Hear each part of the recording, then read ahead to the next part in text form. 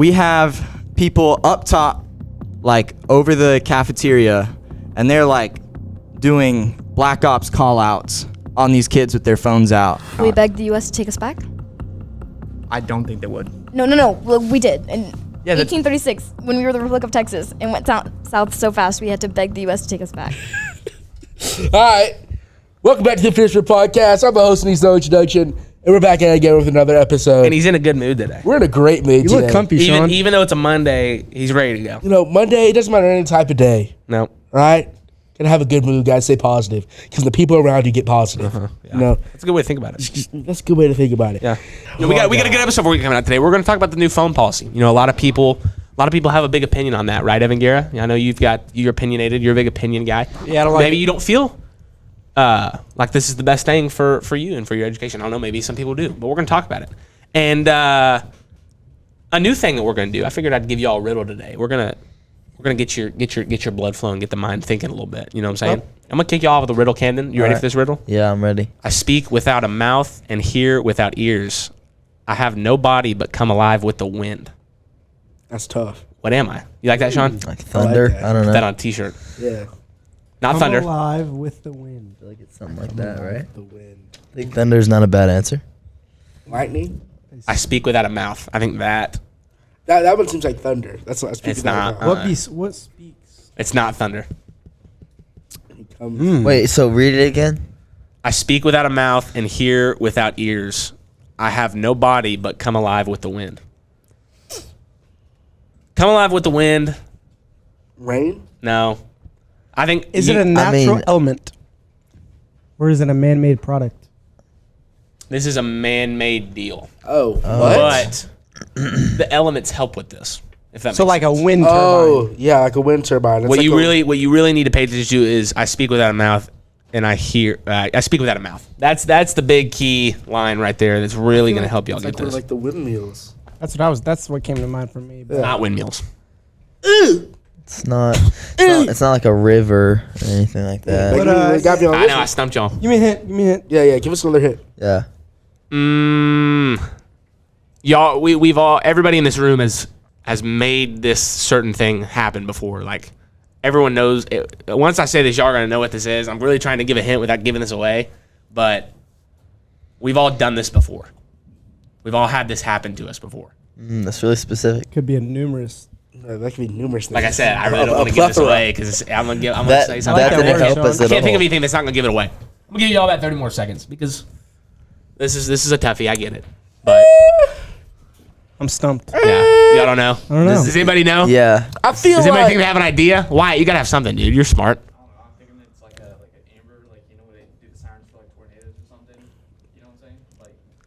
I don't think we've all set off an amber alert yeah. I hopefully no one in this room has set off an Amber Alert. Boys, I might just go ahead and give y'all the answer because I think no one's got it. The answer to the riddle was an echo. Okay, yeah, you're a loser. All right, we're gonna go on to the next one. I'll get y'all better riddle now. Next episode. We're going to phone policy. We'll see y'all. Hey, we'll see y'all right after that. before. I don't Yeah. understand it. I speak without a body, A human says it though. Okay, but an echo says it after an echo happens after the fact. and I go with the wind. That one, yeah, that's Yeah, kind of a bad. That's kind dumb. of whatever. I'll find y'all a better freaking riddle next time.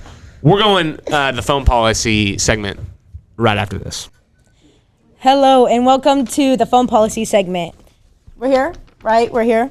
And so we have 4 areas: students, teachers, parents, and administration, and all these viewpoints. Yeah, we're segment's just kind of to vent about how we feel about the phone policy, kind of just get it all out from a student's perspective, you know. We got 4 different kind of areas of topics to talk about. She talked about a second ago.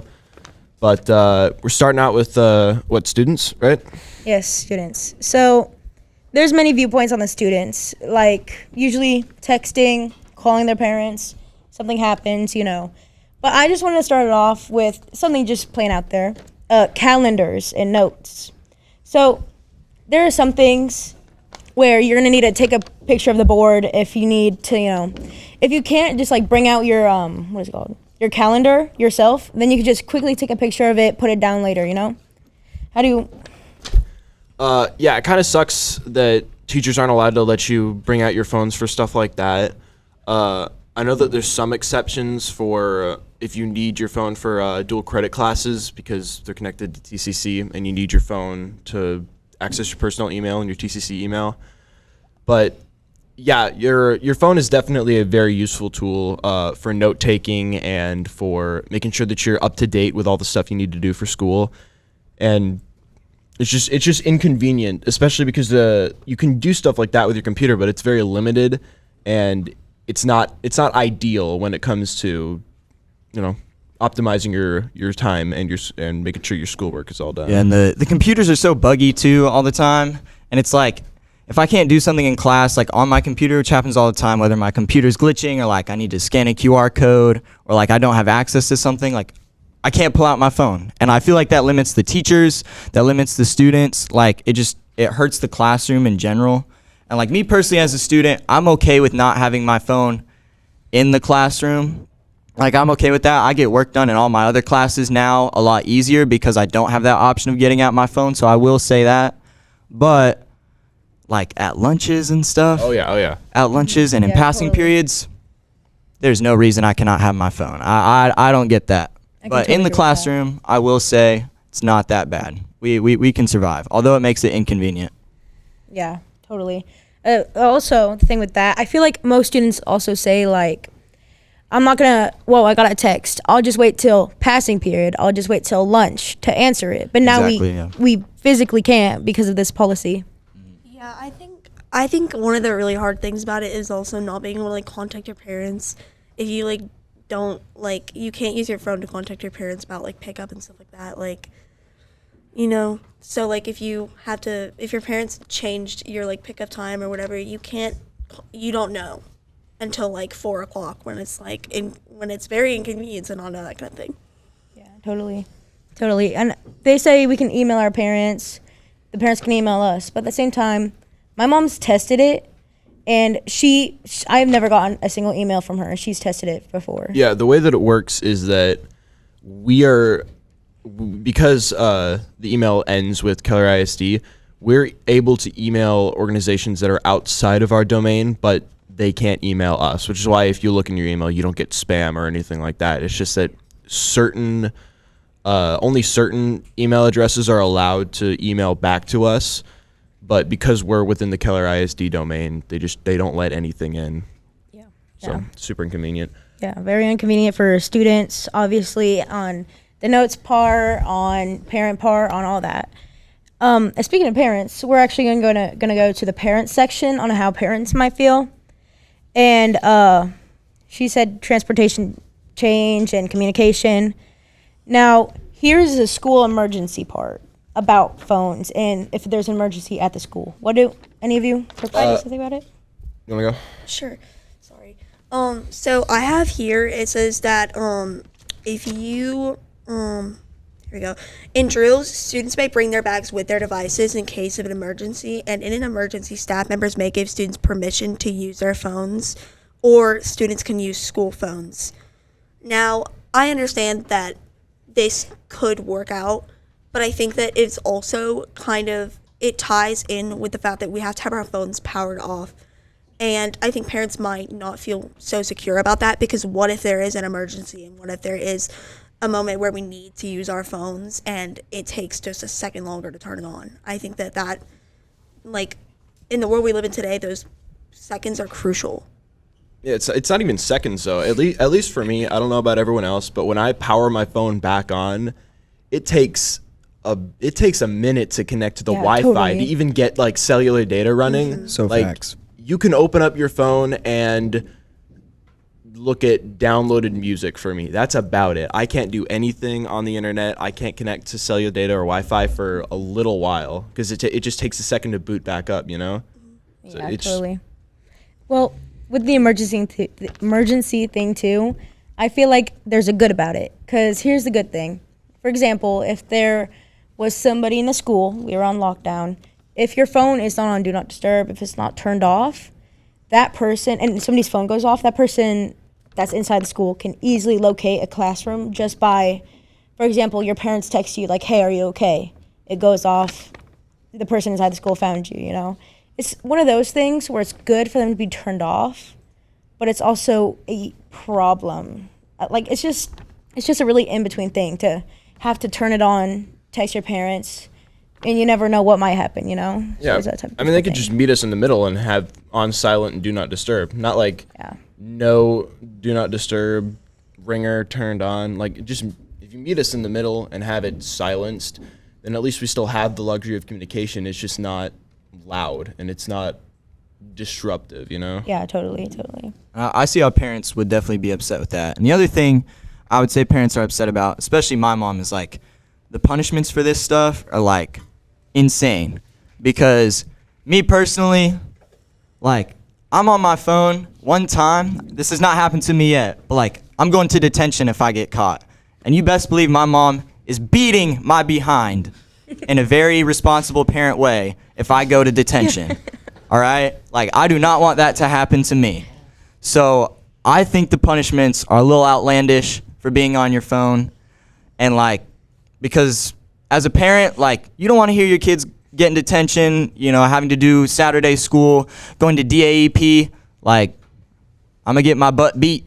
So I am not trying to mess with this phone policy. I think the punishments are a little crazy, and I definitely understand why the parents are upset about Yeah, it. totally. Can you read out like a punishment or something like that? For first offense, I saw a ton of people like right off the bat, first day that this was active, got it all taken up.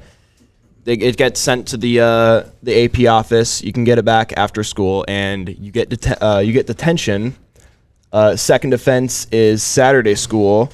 Third offense is a day of ISS. That's after 3 times of simply being on your phone. You get ISS, which is absolutely crazy.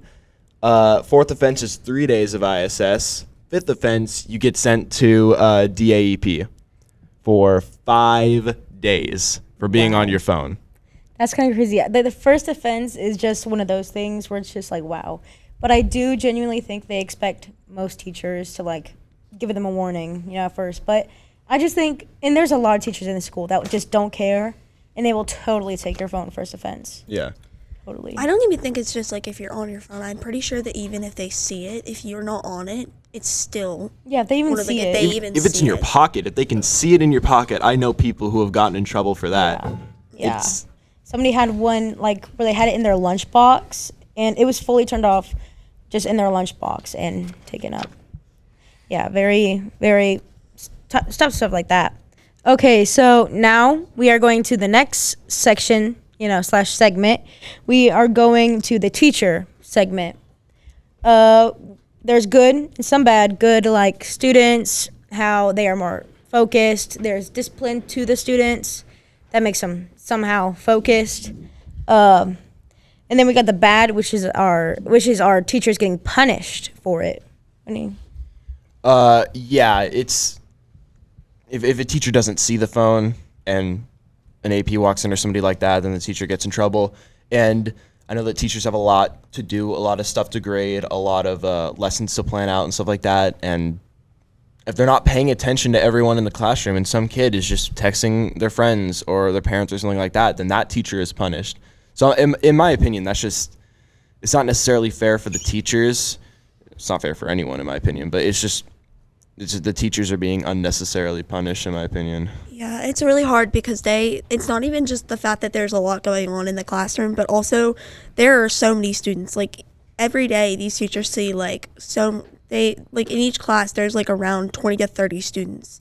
And so it's hard because it's hard enough to keep an eye on one kid, but to keep an eye on 30 of them, that's yeah, totally.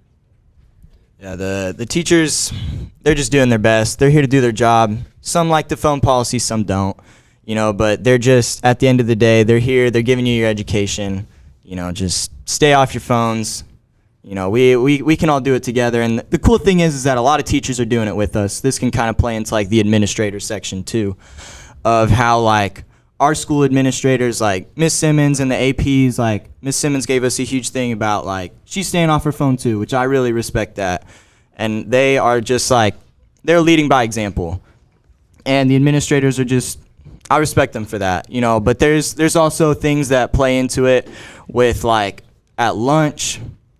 Some of this stuff is crazy, y'all. Like, we have people up top, like, over the cafeteria, and they're, like, doing Black Ops call-outs on these kids with their phones out, which I think is hilariously bad. Like, it's scary of just, like, they are on us. The administrators are on us, which I think is crazy, and I know they're just enforcing the policy, but it is, like, it's insane that they are giving out call-outs to these, like, APs on the ground, and they're going and taking our phones, and it's, like, I think that is just insane what the school has come to. Like, that's crazy. Yeah, it's very deep, very deep conversation. Yeah. I think that some of the APs definitely are super good about this. Like they get that this is not what any of us want. And then there's a few that are a little bit more strict about the rule, a little bit more hunting down the ones that are violating it. But I definitely like the fact that Miss Simmons and some of the other ones are just very much like, we're gonna do this together. This is not your thing. This is our thing. This is something that we're all gonna deal with. So I just think that stuff like that, like what you were saying, it definitely helps with us adapting to it and dealing with the phone policy. Yeah, totally. It's just respectful. Not many APs will ever do that for you. Like no other AP will ever be with you and do that for you. So yeah, respectful, very. Anything else on the teacher section?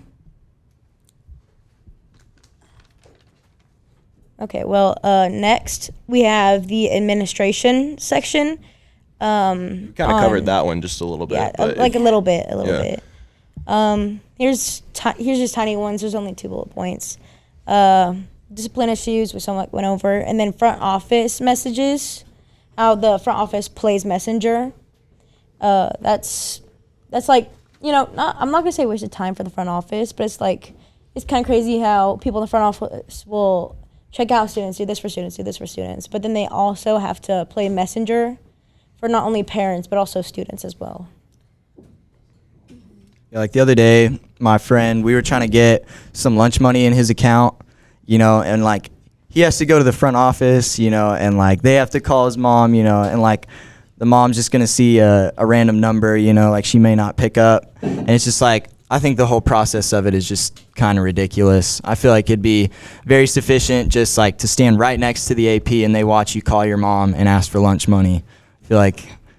I feel like the whole go to the front office thing is just, it's such a stretch for the kids and for the front office. Like the front office doesn't want to call your mom. Yeah, it's also kind of hard because sometimes you don't have time to do stuff like that. Like obviously there's lunch, but like if you realize that if you have to do it after lunch or during a passing period, we don't have that much time during passing periods. So it's kind of hard to, it's one of those things where it's like, it's kind of hard to fit time and schedule. And I know a lot of us have very, very busy schedules. So it's hard. Yeah, totally. It also, with parents, not even like parents. See, I have an older half brother. He's older, sometimes when my parents won't answer, I always call him. And it's one of those things that like, he's always working. He's always working. So if I genuinely needed something, I couldn't call my brother because he's working. I couldn't do this, do that, that I could do with my phone or anything else like that. Yeah. I think that we pretty much kind of covered it. There's definitely some ups and some downs, but Felt good to get it all out. Yeah, it was like yeah, a little yeah. therapy session for us that all y'all get to witness. Like, we don't like this policy, but we're here for it. Our administrators are here for it. We're all working through it together. So Yeah. we're gonna make it. it's good. It's just good to kind of air it out on a student's perspective. I don't necessarily know all the teachers' perspectives on it, but I think we kind of covered a general overview of how students feel about it. Yeah, very professionally too. Very professionally. I We would did our best. love to say, thank you very much for being in this segment, and we're out. Hi, everybody. Welcome to Verified. This is a new segment on our podcast where we're just going to take 2 people and have them debate on really anything. You're just going to see 2 people arguing and one poor moderator trying to make sense of all of it. So today we're going to be debating on whether Texas could survive as its own country. So if we were to secede from the U.S., could we make it? Well, that's what we're here to figure out today. So Wyatt over there is going to be arguing for it. So he's saying that Texas will survive on its own. Layla's here moderating, and I'm going to be arguing against it. I'm saying Texas cannot be its own country. So Layla, take it away. All right, guys, let's start it off with stating your cases. Who wants to go first? I'll go first since I'm the for side. All right, So- Wyatt, you have 2 minutes starting now. We all live in the great state of Texas. I believe it's the best state in the country. I believe we have the best history out of any state in the country. Yes, you got the East states, and yes, you got all those with the American Revolution. But we fought for our independence. We didn't have any allies. We fought in 1836 and gained our independence. We survived for about 10 years before joining the U.S. That's a little history right there. But to the nitty gritty, Texas has the second largest GDP, population, and land size out of the entire United States. As they say, first is the worst, second is the best. That GDP takes up around about 9% of the U.S. economy. If Texas were to secede, that would take a huge hit to the U.S. economy. Also, if Texas was to be independent, they would be the 8th largest GDP in the world with $2.4 trillion. That says a lot right there. That's bank. And then Texas is also a leader in wind energy and the second largest state for solar energy. And in July of this year, 2024, Texas exported over $38.75 billion. And Texas' unemployment rate is about 4%, which obviously they can get better with the times. And also Texas, which I am stating this very hugely, Texas is the top crude oil and natural gas producing state in the nation. With the Alaskan pipeline cut off right now, Texas is basically carrying the oil industry for the United States right now. 20 seconds. And if Texas were to secede, the U.S. would have to import a lot of oil, which means a lot of taxes, which means a lot of tariffs. That's why Texas is so valuable to this country. And if we were to become independent, we would gain lots of allies, and we would survive. All right, cool. Could you define what GDP means? Gross domestic product. Cool. All right, Rhea, you ready? Mm-hmm. All right, 3, 2, 1. Okay, yes, Texas is great. I love Texas. But you know what I like even more? America, my country, land of the free, the home of the brave, America. Why are we even talking about leaving the U.S.? I mean, it's the United States. And while he brought up a lot of points about how we're the biggest oil producer and how we would make a lot of money, to be honest, while we are one of the biggest oil producers, a lot of our energy sectors are integrated into our national markets.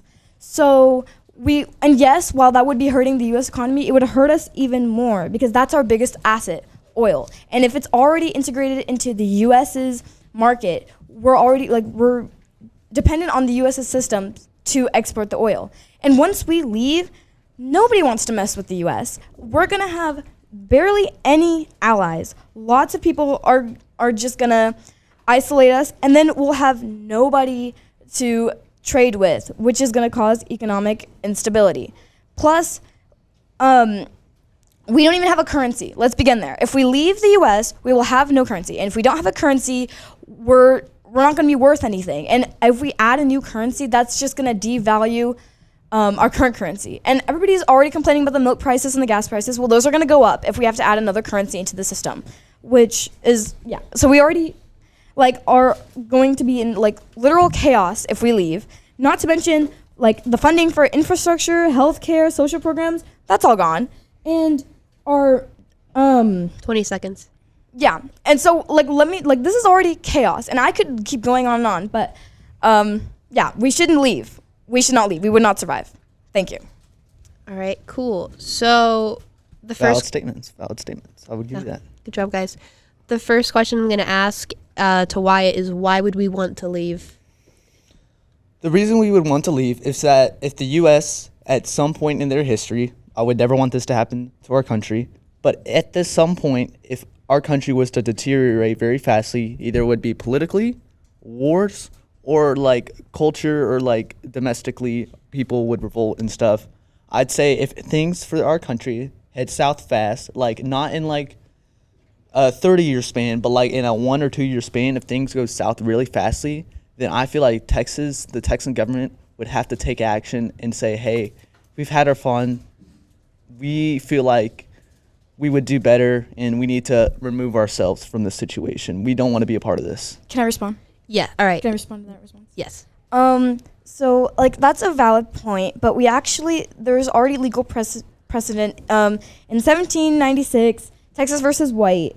We cannot leave. We I cannot know that case. Okay, so we cannot do that. But hypothetically, if that wasn't a thing, if we didn't have legal precedent, do you think that if we already have like a lot of divide within our country as the United States, and we're somehow like we're barely making it work already, wouldn't you agree that like the divide in Texas, like within like the parts of Texas, are even worse?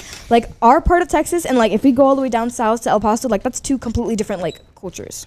That's fair. So there's actually a cool clause in the Texas Constitution where the state of Texas can split up into 5 separate divisions. East Texas, North Texas, I think Panhandle, Central Texas, West Texas, not Panhandle, but Panhandle would be part of West Texas, and South Texas. They have the legal authority to split into 5 separate divisions in the state itself, which would allow more Senate seats within Congress, which would mean eight extra seats for Texas. You're right. Different parts of Texas had different culture. Like I used to live in Houston. That's a lot of Latino culture over there, and I love Houston a lot. Dallas, Fort Worth. It's a lot of, you could say urban American culture. Yeah. And West Texas, scarcely populated. Again, you have a lot of Latinos, and obviously we have Mexicans coming in. I'm not going to get into politically about that, but we have a lot of Central Americans coming in and having influence over that culture. So yeah, I would completely agree with that. And also a lot of major cities, not just in Texas, but around the U.S. are blue, but a lot of rural areas, like you're talking like small towns, you're talking like maybe Amarillo, you're talking Lubbock. Those are red states, red cities. And I would think that, what was the question again, one more time? The end, guys. I We was just started responding to your talking like. question. It was just that, okay. Yeah. So I would think culture, I think Texans would unite. We would unite in a fight, 100%. That's what we did in 1836. Like, Texans were like in a bind of whether we should go for independence or Can not. we beg the U.S. to take us back? I don't think they would. No. Well, we did in Yeah, 1836 when we were the Republic of Texas and went south so fast we had to beg the U.S. to take us back. Well, yeah, because we were in a lot of debt, and a lot of that was we had a lot of Mexican interference with it because Mexico did not 100% fully recognize us as an independent nation, even though the U.S. did.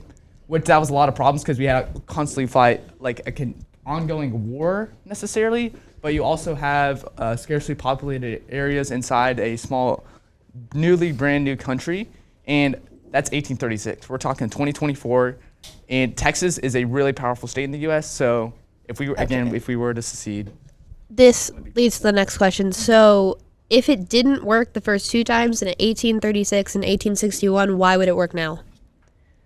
Or why wouldn't it? Do you want me to answer? yeah, go ahead. Yeah, it hasn't worked the first 2 times for it makes sense why it didn't work the first 2 times. And while yes, you could argue like that was a while ago and now it's the modern age. I mean, how many people, like if you really think about it, how many people are here for Texas specifically? Now, okay, yes, right. But if you're factoring like a lot of people would leave. We would probably have a lot of people leaving Texas because if Texas becomes its own country, like I said before, it's going to be economically unstable. Who wants to live in a country like that when U.S. is right over and perfectly stable? Which leads to the fact that nobody wants to really be in a new country like completely fresh, like after they leave one that's so like much stronger than them. Like I feel like a lot of people would disagree with the decision of leaving, which would cause them to leave. So the Texas has 3 out of the top 10 cities in the U.S. You got Houston, Dallas, and San Antonio. 3 cities in the top 10 overall population. Also, you want to talk about culture earlier? Texas also has created a sport. You want to guess what? Go ahead. Just tell me. What? Rodeo. We invented the rodeo. So, and I actually went to the Houston Livestock and Rodeo Show. What was it, 2 years ago? It was so fun. Like Energy Stadium, it was such a cool environment. So, anyways, back to your point. Oh, sorry. Okay. Yeah, if your go ahead. point was that it would be economically unstable, people would start to leave, right? I mean, that was just one of my points, but Okay, yes. Then what was your second point? Well, that was just like to answer this question. I mean, other points, but you wanted to respond, so respond to that point. Yeah. So, again, economically, I think we would be 100% fine. Texas has the most crude oil refineries and the most refining capacity in the nation. Who's gonna take that oil? Us. We're gonna use our We own have oil. the Persian Gulf. The Persian Gulf, which is okay, like Midland. The question isn't that and we don't have oil. We have oil. What I'm saying is That- most no of that other oil countries is are in gonna want to Texas trade right with now. us. We drill Okay, that I oil know. in Texas. I know, but don't you think the U.S. would like be like really mad that we left and would like cause other countries? Right. So they're gonna tell other countries, especially since we don't have the protections that the U.S. has, because they're in so many, like they're in NATO and they're like very like integrated with the other countries. We are not. Since we just separated, we are now a brand new country and we have no global alliances as of right now. U.S. does. Actually, so they're gonna I would go. like to argue the global alliances. I actually was talking to Mr. Okay. Webster about this. What was it, 2 classes ago? And if you want to talk about oil and alliances, so the U.S. for around the early 2000s, sorry, that there was no exported oil. Exporting means that you give away oil and you trade it. A lot of it was imported. The first barrels of oil that were exported from the U.S. was in 2013 to France from Houston, Texas. So, on that note, a lot of European allies, especially with the war right now in Ukraine, again, this war will probably end by the relative time that Texas would become independent, but a lot of Europeans, they would need that oil. And a lot of that oil that the U.S. depends on is in the state of Texas. You've got the Persian Gulf. You also have the coast of Galveston. You also got South Padre Island. A lot of that oil comes from there.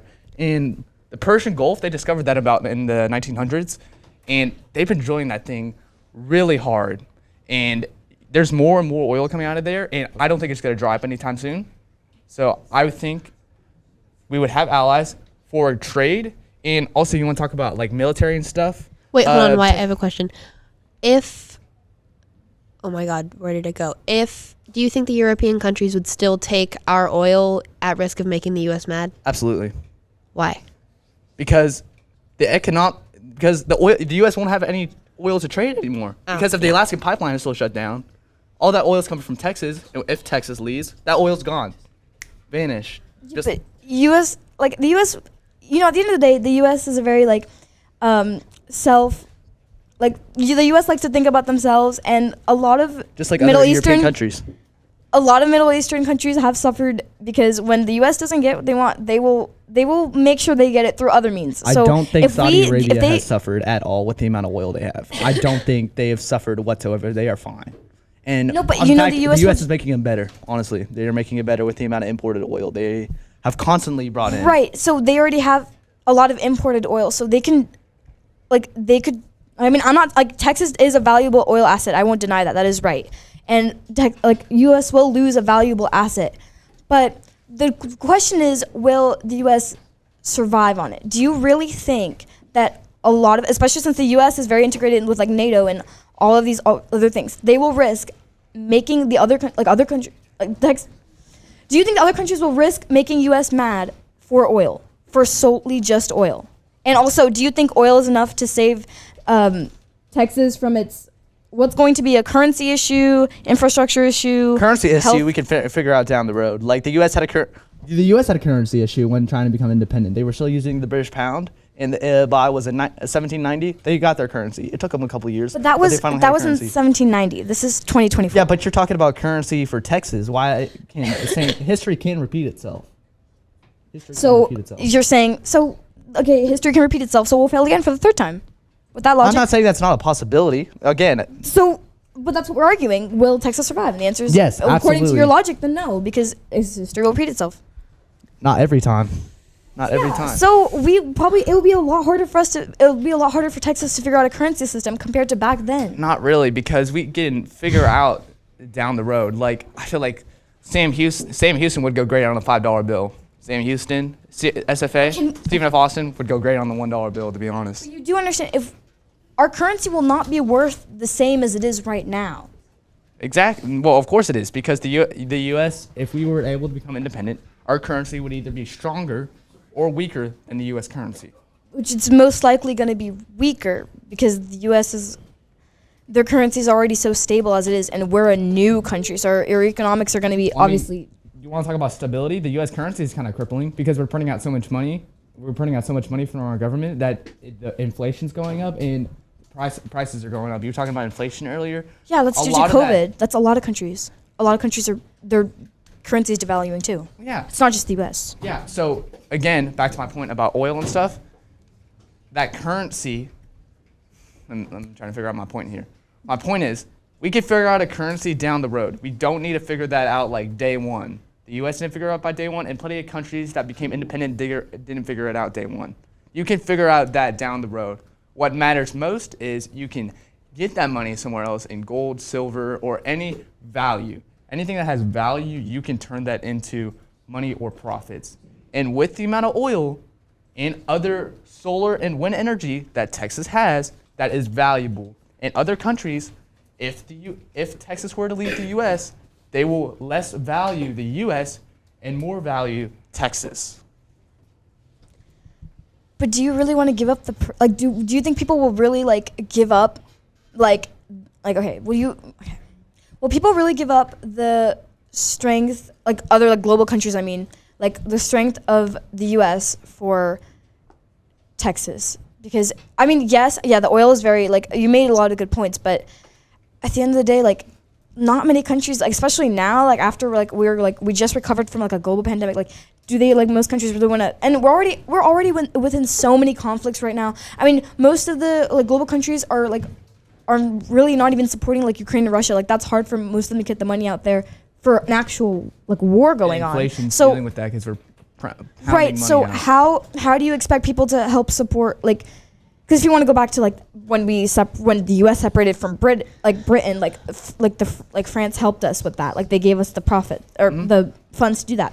Do you really think especially since most countries are not helping Ukraine that much as they should? Do you think they have enough money or care for just for Texas just splitting off just because? Well, you want to talk about NATO alliances? The U.S. is basically spending all that money, and no one in NATO is using. Maybe a little bit Germany and a little bit France, but those are big countries. These smaller countries, they aren't contributing to NATO, and they aren't contributing to the funding of Ukraine. Not as much. All right, guys, we've been talking about this for a long time. Yeah, okay. Let's move on to the last one. How would we sustain ourselves, and could we sustain ourselves as a independent country? I guess we've kind of talked about that already. Yeah, we kind of hit it. But again, can you repeat the question one more time? How would we sustain ourselves, and could we sustain ourselves? Oil. That's all I need to say. Oil. It's gonna continue to go up. It's still the value is not gonna decrease of oil anytime soon.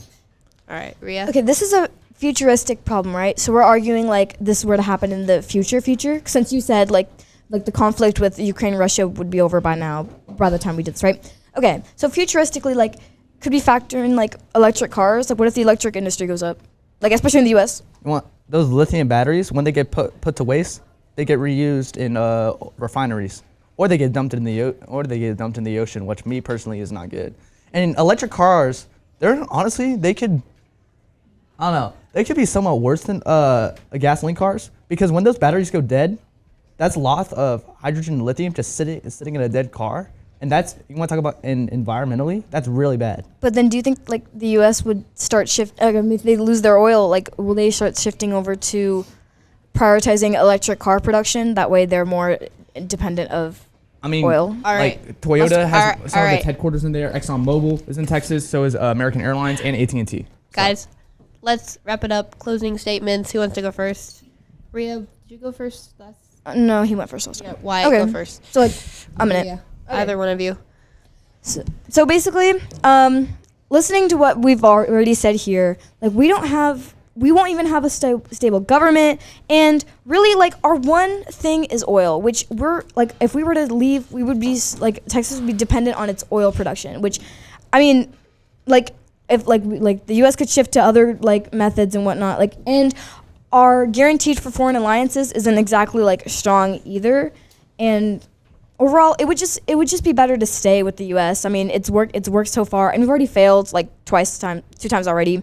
So overall, there's a reason why the Pledge of Allegiance is one nation under God, indivisible. So. like to argue. Really do like the argument, and I respect that.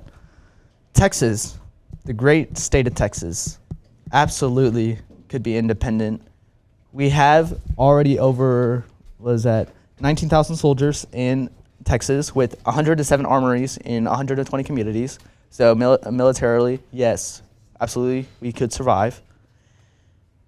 Economic, again, back to my point, we would be the 8th wealthiest nation in terms of gross domestic product in the world, on top of countries like Australia and Canada.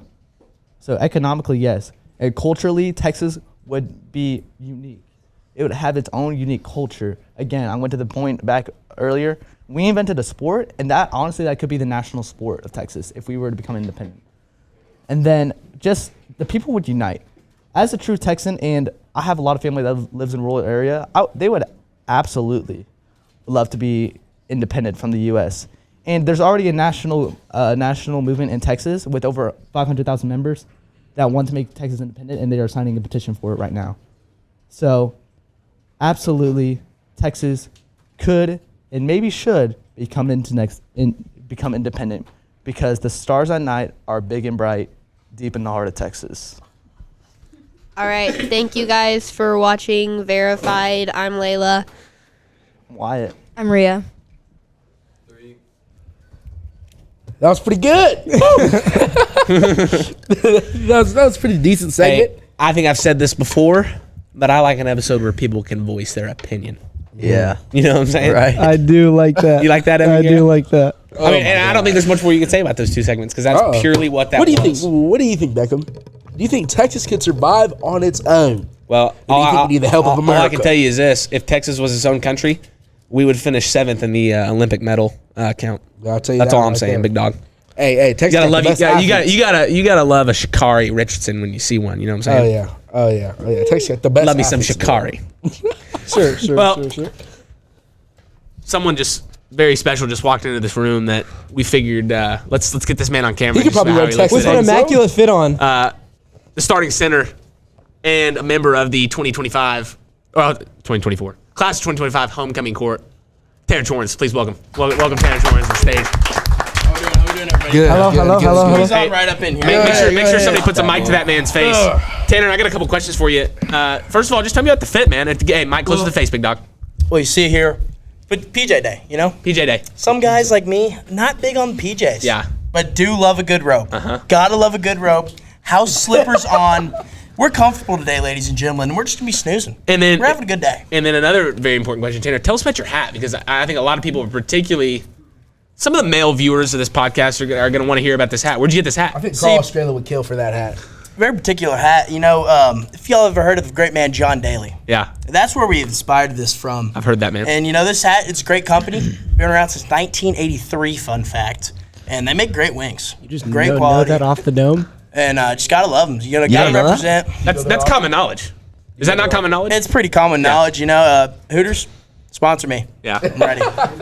And last question for you, Tanner. Tanner, how are you feeling about your odds to be crowned homecoming king? You know, I think it's up in the air. You know, I think I got a great dance planned for tonight. Uh-huh. We're gonna really go out there. We're gonna attack it. Yeah. And we're gonna get everything we got. You know, so I'm gonna roll the bones. And I don't think you could do much more than that. It's just give it all you got. That's all you gotta do. You know. Yeah. Hey, you got my vote. You have my vote. Hey, glad to have it, Evan G. Glad Gotcha. to have it. Anything else you want to say to the people watching the Fear the Spear podcast? Hey, you heard it here first. Your boy T-Cho for Hoko. Yeah. Let's go. Love it. Thank you, Chorns. Hey, much appreciated, my good man. We're glad you were able to come sit on the couch with us and cuddle up with these two guys. It's a great time. And good luck to you tonight. Gotta love it. Don't Thank hurt you. yourself out there. You know what I'm saying? Yeah, of course. Don't hurt yourself.